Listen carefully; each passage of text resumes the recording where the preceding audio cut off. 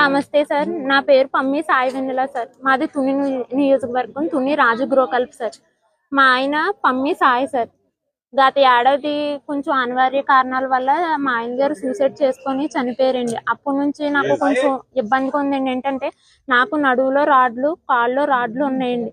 ఇప్పుడు ఈ పాపకి 3 years అండి. 3 years అయితే కిడ్నీలో రాళ్ళు, కడుపులో కాయలు ఉన్నాయండి. ఇప్పుడు నేను ఎటు పోషించుకోలేని పరిస్థితి అండి.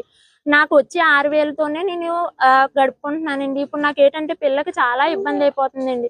గతంలో నేను ఎంపీ సార్ గారికి ఫోన్ చేశానండి. ఆయన పాజిటివ్ గానే మాట్లాడారు. డైరెక్ట్ గా పవన్ కళ్యాణ్ గారి దగ్గర కూడా వెళ్తే ఆయన నేను చేస్తానమ్మా అని వేరే పంచగర్ల సందీప్ గారికి చెప్తే ఆయన పిఏ ఇంకేంటంటే చేస్తామమ్మా అని చెప్పారండి. గత 2 సంవత్సరాల నుంచి నేను అలా తిరుగుతూనే ఉన్నానండి. నాయకులు వచ్చారు, పరామర్శించారండి. కానీ సార్ ఏదైనా చెప్తేనే మేము చేయగలమమ్మా, మా చేతుల్లో ఏమీ లేదు కదా అని చెప్పారండి.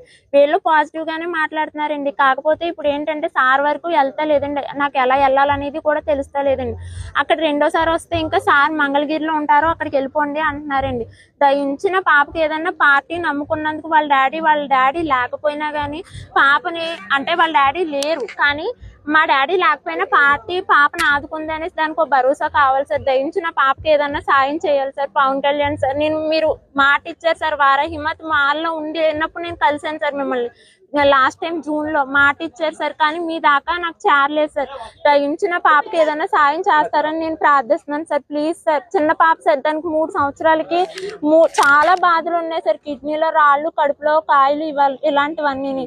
దయించి పాపను కాపాడండి సార్. మీ చేతిలోనే పెట్టాను సార్.